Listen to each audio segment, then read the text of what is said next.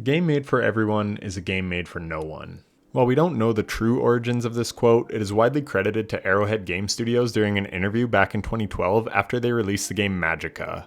And the studio has since went on to release the massively fun and popular game Helldivers 2, which took the gaming world by storm in 2024, in large part because they made a game that they found fun, hoping others would find it fun as well. But let's shift away from Arrowhead and get back to that quote. Making a game for everyone is a game for no one. The essence of this quote boils down to the fact that everyone has different likes and interests. Art is very subjective. One person may love something while another hates it. It comes down to your specific tastes. So when you try to cater to everyone, you end up making something that appeals to no one because it's bland and has no soul or personality. You're trying to appease to too many tastes and interests at once and end up satisfying no one. So that brings us to Astro Bot, a piece of art that I consider to be made for everyone, and in this review I will explain why that is the case and how you can make a broadly appealing game while still maintaining a strong and cohesive art direction and gameplay structure that feels unique and fleshed out. Astro Bot came out on September 6, 2024. I was actually hiking in the Swiss Alps at the time and I was reading about how wonderful the game was. I remember playing Astro's Playroom when I got my PS5 and really enjoying it. I love the art style, the little Astrobot avatar that you control, and the amazing showcase of the haptic feedback controls for the PlayStation 5 controller. So I knew I wanted to play the game eventually, but it would be hard because at the time I was covering Destiny 2 full time, and I really didn't have time to play any other video games. But in the new year, I decided I wanted to move into more variety content on my channel, and I knew Astrobot would be the perfect game to start with. I streamed my whole playthrough, live on Twitch at itsdizzle7 by the way, and it took me about 22 hours to platinum the game. But those 22 hours were filled with so much joy. So that is the first point I want to touch on. Game length does not define the quality of a game. I remember a couple years ago I bought Super Mario Wonder and played it religiously until I beat it. It took me less than a week, and my one friend who's a pretty casual gamer said, "You're done already?" I don't know if that's worth $80. Keep in mind, I live in Canada, so games cost more here. So I had to explain to him a couple things. First was that the game was immensely enjoyable and replayable, and also that I grew up playing platform games, so while I beat it rather quickly, there were some truly challenging levels in there that would keep less talented gamers on the game much longer and push them to improve and get better. And I think this is a very important distinction. Sure, you can quote-unquote beat a game rather quickly, but games like Mario Wonder or Astro Bot have elements that make them extremely replayable. For newer or casual gamers, they will be challenged trying to platinum the game or trying to beat the time trial levels in Astro Bot. And for more hardcore gamers, they can really try and perfect their pathing and optimize the level perfectly to climb speedrun leaderboards. And this is exactly what I mean when I say that Astro Bot is a game made for everyone. I want to include a clip from Nicholas Doucette at the Game Awards during his acceptance speech. He is the studio director of Team Asobi, the people who made Astro Bot. And the game of the year is Astro Bot. Nothing can prepare you for that. Thank you so much. I'm thinking once again to all the Asobis back in Japan. You know, all 65 of them right now, they're crying. So please, a round of applause for them. Thank you. It's you guys as well. You know, when I thought about, why this game, give people joy and smiles on their faces, I think it came down to the people every day making the game and doing exactly that. I think, when I think of the team, it's the amount of generosity they gave. They put the user first always, never thought about any calculation. It was just about the kids, especially, because we had this huge privilege to be potentially the first game to be in the hands of children, and we know what it means very much. So Team Asobi, really, from the bottom of our heart, well done and thank you so much. Now, thank you. I have to thank a few more people because a lot of people contributed to this game, of course, in SIE and PlayStation or Family. Herman, who give the studio a chance, and Scott Roddy, who really believed in Astro even before we did. Ken Chan on marketing, and many other people that I'm not mentioning. Astro Bot is full of 30 years of PlayStation history, and actually a lot of people in this room tonight gave their characters, their IP, without asking anything in return, just because they cared about celebrating 30 years. So to them as well, from the bottom of our heart, thank you so much. So he said two crucial things there. The first is that they put the user experience first. This is by far the most important reason to why the game was so well received. So many games now dilute the user experience in favor of monetization. I mentioned that I used to cover Destiny, and they care very little about their user experience. In D1, the coolest armor in the game had to be earned in the hardest content, and now you just pay for it with real-world money in the Eververse store. They also timegate that game to death, to keep you coming back week over week because weekly active users are more valuable to them than telling a cohesive story. And many other games do these exact same tactics. Back in the day in Call of Duty, you would prestige time and time again just to flex. Now you flex by showing off the macro transactions that you bought. And no, that wasn't me misspeaking, $20 for one skin is not micro in any way, shape, or form. The point is, these could be in-game rewards that you earn, but the studio heads and shareholders don't care about the user experience, they care about the stock price. So we get online shops with a rushed out, unpolished game attached to them to entice us to spend money. Not with Astro Bot. You can earn and unlock lots of skins for Astro and your controller's spaceship just by playing the game and beating levels, which is how video games used to be. The other point Nicholas talks about is how it is the first game many children will get their hands on, and this is very true. It's a very kid-friendly game. Later in his acceptance speech, he speaks of the inspiration that Mario had on himself personally, but also on the game as a whole, as it's also a platformer. So while they took inspiration from an all-time classic, they also put their own spin on it, and it worked to great effect. But not only is this the first game for many kids, it was also my 30-year-old girlfriend's first game, and she absolutely loved it. So yes, a seasoned gamer like me adores this game, but a total noob gamer like her also loved it. It's the first game that she has played solo. Her and I have played a few Mario titles on the Switch together, and It Takes Two, but this is the first game that she played totally by herself. She would get home from work and after dinner would go down and play. I gotta admit, I was so proud, and she absolutely loved it. She would always be singing the Astro Bot theme song, and some nights she was even dreaming of the game, as I do a lot as well. I recently beat Sekiro, and there were a few nights where I was definitely dreaming of that game. I've done that lots over the years, but it was funny hearing that she was doing the same.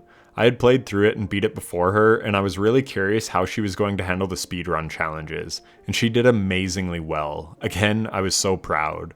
But it really speaks to the talent of the game creators. They made a game that could be both fun and easy to pick up, but also incorporate challenge. But it wasn't so hard that only capital G gamers could beat it. Anyone with enough determination could get it done.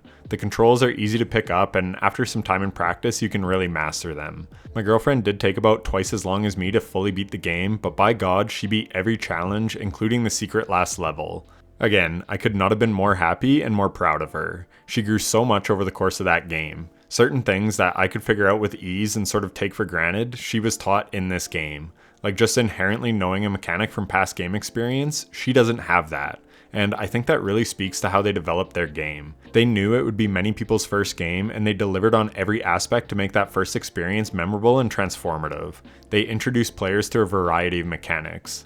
Okay, so I got such a kick out of this one. So my girlfriend has never played a shooter, and in the Horizon themed level, you shoot a bow and arrow, but you can aim with the controller by tilting it, or just how most of us aim, with the joystick. My girlfriend was so used to using the controller for certain other mechanics throughout the game that she was aiming by tilting.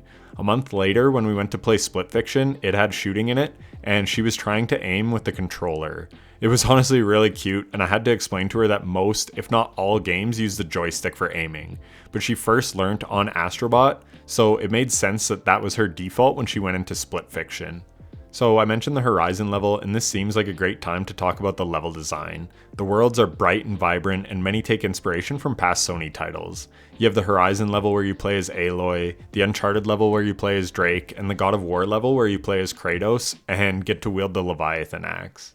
I got so damn hyped as soon as I saw a God of War level. I'm a massive fan of that franchise, and I loved how they incorporated mechanics from Ragnarok into Astro Bot. Like throwing your axe to hold a bridge, it was just so authentic to the source material. In the Uncharted level, having to find hidden Easter eggs, I could go on and on.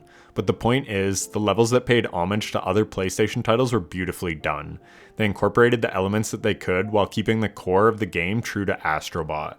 And the overall plot is about finding missing pieces of a PS5 to rebuild it, so you travel the galaxy on your PlayStation controller spaceship. Yes, some may see this as advertising, but if you're playing this game, you already own a PS5 anyways. And even if it was, to me, this is marketing done right. It makes sense in the context of the game, and personally, I freaking loved it. And the other levels that weren't Sony IP themed were just as well done with fun and unique mechanics. I didn't tally up all the mechanics in this game, but there are plenty. And then later in the game on the final boss, you have to mix and match many of those mechanics together to take the boss down. The game does a wonderful job teaching you the mechanics in each level without you really realizing that you're even learning.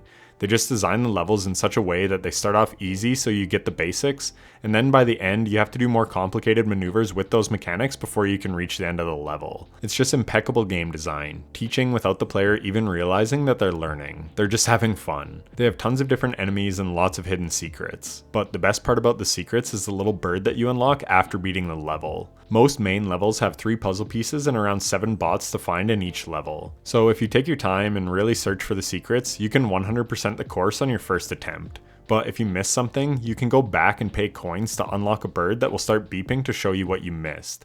Now, some people like handholding in games and others don't, but to me, this strikes a perfect balance. If you don't like it, then don't use the bird and rely on yourself to find what you're missing. But for newer players like my girlfriend or even impatient players like me, this is a godsend. It encourages playing through the level more than once, but it also allows people to find every secret in this game, which is great because these worlds are so awesome, so it's super nice to get to see and experience everything that they have to offer. And it just comes at the cost of like 200 coins, which really isn't a big deal. The other thing that's so great about this is, again, it is teaching newer, more inexperienced gamers. Sure, many of us know to jump off a cliff or how to identify a false door. Every game has tells that indicate a secret is probably there, and more seasoned gamers will pick up on those more quickly. But for new gamers, this game is their first introduction to a lot of those practices. So by having the bird take them to the area of the secret, it lets them know that something more is here, and then they will investigate and identify what they have to do to unlock that secret. All the bird is doing is really showing them to look here a little more closely and see if they can figure it out. This type of problem solving is crucial in so many games, and Astro Bot does a wonderful job of introducing new gamers to this key aspect in gaming, and I just love it. Again, my girlfriend and I played Split Fiction after she played Astro Bot, but we had played It Takes Two together before Astro Bot. Her problem solving was night and day better in Split Fiction. She picked up on a few mechanics or key points quicker than I did in Split Fiction, and I just thought that was great. And no doubt Astro Bot nurtured her to be able to do that. And her platforming was vastly improved in Split Fiction as well. Her only real hang-up in Split Fiction was shooting, but everything else she performed very well at, in large part because of the experience that she gained in Astro Bot. And speaking of platforming, Astro Bot as a platformer is right up there with Super Mario Wonder, and you could even argue it's better. Really, it just comes down to preference. For me, I love both, but credit where it's due, Astro Bot is a wonderful platformer. I mentioned it has loads of mechanics that are easy to learn while having a skill ceiling for mastery, and that is why I truly think this is a game made for everyone. It can appeal to hardcore gamers like me with 30 years of gaming under my belt, and inexperienced gamers like kids or my girlfriend who just play it because it feels so fun to play. The levels are all expertly crafted and a joy to look at and explore while being challenging in all the right ways, while also not being so difficult that it will flat out gatekeep people from beating the game. The soundtrack is also iconic. Again, my girlfriend would go to bed and wake up singing, "I am Astro Bot." It's just so catchy and fun. It's also not filled with any microtransactions. Its sole purpose was to be a game that could be played and enjoyed by everyone, and it succeeded massively in that. They have proved that you can make a game that is appealing and accessible to a wide audience while still maintaining a strong core aspect to what that game is. Ultimately, I think what it really shows is that if you just make a game that puts the user experience first, you can still find success. You don't need seedy manipulative practices to get people to play. If you just make something enjoyable and fun, people will just want to play it. And you will also win awards because it reminds everyone of a bygone era of video games, when games were developed by putting fun first and foremost, when artists were the only people in the game industry and they just wanted to share their passion and creativity with other people who loved games. And that is why Astro Bot has been a smashing success. It's sold 2.3 million copies and it's a Sony exclusive. Here's hoping someday it can make its way onto other platforms so even more people can experience this wonderful game. Sure, it may have only been around 20 hours to platinum, but the game left a mark on me that I will always remember, and I'm sure I will go back to it from time to time in the future just because it's so enjoyable to play. And that's about it for the review. Let me know down below how you liked Astro Bot if you've played it. And if you haven't, let me know if this video inspired you to pick it up. I truly hope it has because this game deserves all the success it's received and more, and we need more game studios creating authentic, fun games like this now more than ever. This game was such a breath of fresh air and I can't recommend it enough. Anyways, if you're still here, thanks so much for watching to the end. Leave a like if you enjoyed the video and subscribe for more. Lastly, huge shout out to my channel members. I appreciate you all more than you know. I'll catch you in the next one. Take care.